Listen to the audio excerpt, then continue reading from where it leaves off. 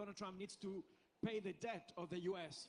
And the only way he can do it is to bring capital into the US. The capital will come through crypto. That's the idea. And then the crypto will buy the T-bills and everybody's happy, isn't it? So liquidity is a very important part here. So perhaps starting from Mohammed, because you already introduced the subject, how do you think tokenization will impact liquidity and market accessibility, which you already touched upon? And then we go this way. Yeah, absolutely. Thank you. I think it will improve liquidity and it will make illiquid assets more liquid. But one of the key challenges that the industry faces today is how to bring money natively on the chain. Because with all the digital bonds issuance so far, money was kept off the chain because you don't have today, you don't have a central bank digital currency, for example. You have it in Switzerland.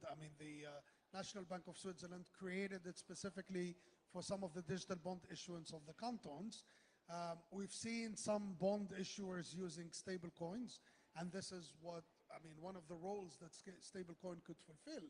But you cannot realize the full benefit of the blockchain without bringing money natively on the chain. And that's one of the key challenges that the industry faces today, and that's what could unlock the liquidity on the secondary market. Yeah, Dolly, your view on liquidity and tokenization? So, my view would be slightly contradictory, but I'll just put it out there because just like you mentioned, we get a lot of inquiry, and the perception is I'll put an asset on chain and it will just rain. The people just assume that the mere act of putting a piece of asset on blockchain will cause liquidity to come. Now, that is a theoretical understanding and the perceived benefits of tokenization, but that's not the reality of the situation today, right? And to add to what Mohammed said, until most of the capital and most of the money and most of the assets are sitting on chain, we cannot assume the liquidity to flow in. So yes, that is the path to be, but does it exist today? Not yet. We need to still work a lot on moving these on capital markets. Very good. Cinderella? So I think what people forget here, outside of the noise and the buzzwords, it's all about giving secondary markets optionality to sleeping capital, basically, right? So all of it is beautiful, it's brilliant, early access, early liquidity, excellent. But I'm going to be the second elephant in the room here. Allow me to debate, to elevate, right? The big challenge with tokenization that no one speaks about is how do you really create a secondary market, right? It's all beautiful and so on, but at the end of the day, the one who cracks that is the big winner of all. Because RWA, real-world assets and so on, the big talking tone for the last 3 years now, beautiful, but at the end of the day, how do you get a secondary market? You can get buyers, but where are you get buyers into shares, tokenized shares, but where are the buyers on the other side of the chain? Yeah, very, very interesting. Arushi, your view on the liquidity and tokenization? Yes, I think a few things have already been said, but clearly tokenizing an asset makes it more accessible. Whether it makes it more liquid or not is obviously, a bunch of factors need to come together for it to be made liquid. So clearly that's not the case. I know a lot of funds which tried and went, crypto funds that went and got themselves listed on NASDAQ, but within a year or so, they went and got themselves delisted as well. Purely because, listing by itself does not ensure liquidity. So that order book depth, market depth, liquidity, all of those are things that need a whole ecosystem to come together. And therefore, it's not a magic word for liquidity, but it's something that's one of the milestones for liquidity to happen. Thank you very much. Again, very, very good information. Please take notes. This is important for all of you. The next question is very dear to me because it's a question about technology. It happened to be that besides being the chairman of my companies, I'm a director at the Canadian University Dubai. I run the incubator and we create companies, anywhere between 5 to 10 companies per semester. For everybody in Dubai, if anybody wants to come and create a company, come to us, we do that. There is one company here, that gentleman there, sitting there, has just created an avatar that will replace all of you and we will never have to sit here anymore. Very interesting. You have to talk to him. So the question really, and then this question from an engineer, is perhaps starting by Russia here, what technological changes we must overcome to have real adoption of tokenization in financial instruments? Technology, how do we see that? Thanks for the question. So when it comes to technology, I think from a baseline point of view, we have the technology. What's less clear is the reliability of that technology, because it's not just a decentralized stack that we're talking about. It is a stack that is composed of both centralized and decentralized components, and we're not always sure if it will work as reliably as it is kind of seen to be working. Just the recent case where the derivatives market had to be liquidated quite a bit, it was not necessarily because the technology didn't exist, but because the reliability of it was in question. So I think that still needs to be proven pretty well. Cinderella, please go ahead. I would say what is needed is interoperability. So basically to have all the blockchains being able to speak to themselves, to make it quite simple. Custody, right? Make sure we have the right tools for that.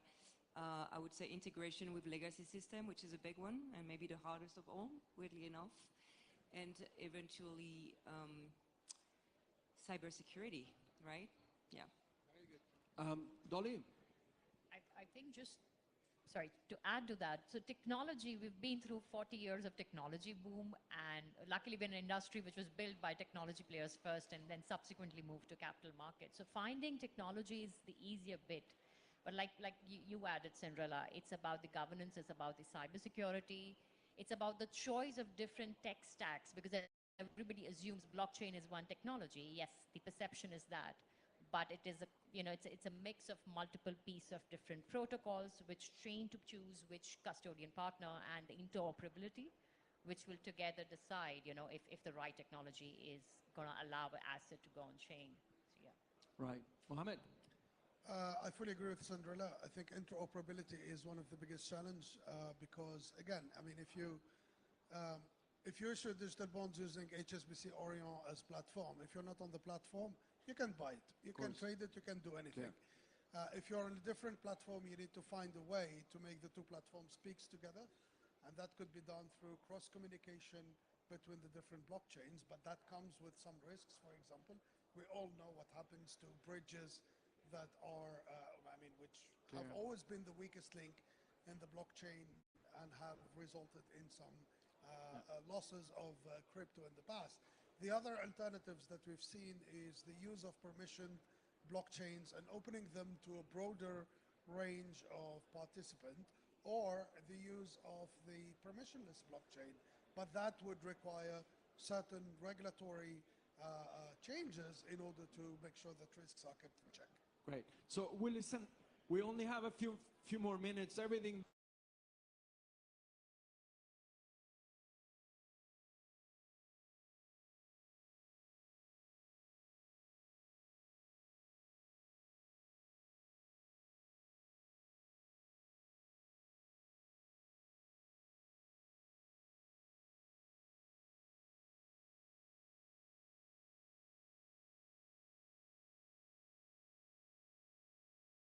maker would look at 4 components of it, right? One is financial integrity, which is a lot of your AML, CFT kind of stuff, the kind of stuff that FATF asks countries and national authorities and businesses to undertake. A part of that is already in the frameworks. It exists today, so that's not a massive gap. The second typically is market structure. So making sure, understanding who are the different intermediaries, what are their rights and obligations. A part of that, again, exists today in the UAE and to a certain extent in Europe and US and some of these countries, some of the major jurisdictions.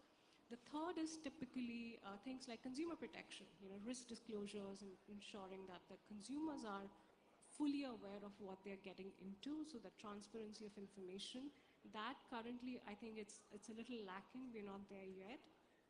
And finally, prudential requirements. So prudential requirements are extremely important when it comes to particularly tokenizing financial instruments. We do have, when it comes to stable coins, we have very specific reserve requirements, but a lot of time those are really, really tight in the terms of, what kind of assets you can use as backing, etc. So I think that part of the ecosystem still needs to open up and needs to be more robust. We've got the Basel requirements, which hopefully are going to change and make all of our lives easier when it comes to tokenizing financial instruments. But yeah, those are the 4 components I would focus on. That's one of my favorite questions. Believe it or not, it's not my first rodeo, and I've been through a lot of different crises in different markets. Markets have a love-hate relationship with regulation, right? If the regulation comes too early, guess what? It kills innovation in its nest. If it comes too late, well, too late to sorry, but not sorry, right? So it's just about, it's a dance, right? And you need to find the right tempo to come in at the right time. But it's an interesting one. Yeah, it's an unsolved question, really, for all of us. Dolly. And a very broad one. We'll need one panel just to discuss that, but to keep it short. See, it's an interesting time because regulations caught up quite lately when it comes to tokenization or digital markets. But on the hindsight, this is very much needed, to add to all the conversations we've had. If we are looking to move money on chain, to move the traditional and illiquid assets, and if regulators are not ensuring accountability, supervision, governance, they're not going anywhere. So we are a regulated firm, very proud of that, but we have seen the shift going from building this from a no man's land to subsequently the regulation that, okay, somebody needs to ensure that things are happening as it's so from a broader perspective, very important. Mohammed? I think that's the key for institutional adoption. Without regulation, you won't have the institutional adoption. And I think if I look at the stable coins, for example, Genius Act in the US, that reassures the users of stable coins that at the end of the day, you have backing by assets that are of a certain quality and that are subject to some form of supervision. MiCA in Europe, it's the same story. Here in the UAE, the regulation on stablecoins, whether at the level of the DFSA or at the level of the central bank or in ADGM, they all have in common requirements on the quality of the underlying assets and imposing a certain supervision on the stablecoin issuers. And that's the key to be able to bring institutional money on chain. Sure. So on the regulatory environment, the reason why I moved from Switzerland to Dubai 10 years ago with my 10 children is because there was no regulatory environment 10 years ago in Switzerland, all right? So I was leaving my job as a CEO of Standard Chartered and getting into a new life as an engineer, going back into technology, and I moved here because this country is much more advanced in many ways than other countries. We now have regulatory environments in Abu Dhabi, here in Dubai, but really the country is going into it. So I guess it's a mixture of pushing by the private sector plus a visionary attitude by the leaders, which is, we're very lucky here in the UAE, we have fantastic leaders. Anyway, having said that, any questions from the public? Please go ahead. Are we so boring or so clear? None of them? All right. No questions? There's one there. Okay. Can someone give him a microphone, please? Hello? All right. Just come over and get this microphone. Come. Come here. Get my microphone.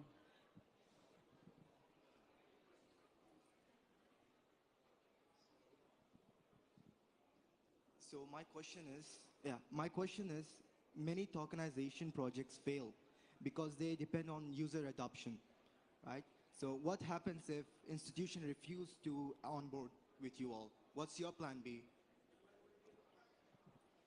Yes, I mean, this industry is crowded, right? And it's a very much of a mercenary play. If you look into the technology industry, at the end of the day, CMO are rare. And it's like a grail to find the right CMO. Guess what? Because it's all about how do I attract a community, but also how do I retain that community, right? You can have a brilliant idea, and 2 minutes later someone is like, oh my God, this is a great idea. I'm going to do exactly the same, but I have a better way to attract a community, right? There is a lot to play here. It's also a lot of like, how do you reward users so they come back? If it's a token play, is there airdrops? Is there perks? Is there anything that makes people wanting to come, right? there is a lot of different components to it, but at the end of the day, it's an extremely mercenary play. Right. Anybody else want to say anything about that? Yeah. Yeah, I think if someone is refusing to onboard, it's worth finding out why.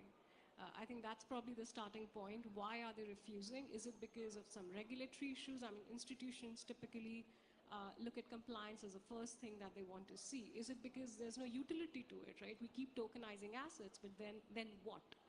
What is the purpose of this? So I think it's, yeah, I would say worth finding out why they've refused and kind of taking it from there. So just before I close the panel, I'd like to thank these incredibly bright people that have illustrated to you what's going on in the world of tokenization of financial assets. And just one last comment. And I'll pay you the beer if this doesn't happen, all right? In 10 years from now, 50% of the assets that you're trading will be tokenized. 50%, 50. Write that number, and you can come and see me in 10 years and charge me for that. There's one question there. Please go ahead. This is the last question, by the way. Otherwise, they're going to kick us out of here. You have to be quick, please. Hi. This question is based on the accounting. So I understand that tokenization will often promote a way to enhance liquidity. But as a standard point for accountants, the question is that we know that true liquidity depends on market depth, fair value, and regularity clarity. Do we have this if we tokenize the assets? If not, how do we gonna balance this with the accounting regularities? Anybody wants to give the... I didn't understand it very well, to be honest. Did you understand the question was on fair valuation and the liquidity. Right, correct. And the impact of liquidity on fair valuation. I think, one of the challenges that the secondary market for digital bonds face today is the lack of liquidity. And that lack of liquidity is underpinned by the challenges that we discussed related to interoperability and also related to bringing the money natively on the chain. And that could result in, difficult price discovery or difficult valuation of the instrument. But as the industry creates solutions to bring money on the chain, as we move to a world where all the blockchains will be interoperable, I think the improvement in liquidity could lead to better price discovery. Thank you, Mohammed. So we're up, our time is up. I think I'm going to sign you all as mentors at Canadian University Dubai. You're all bright minds, so we need you for the students. Thank you very much. Thank you to the public. We'll see you soon.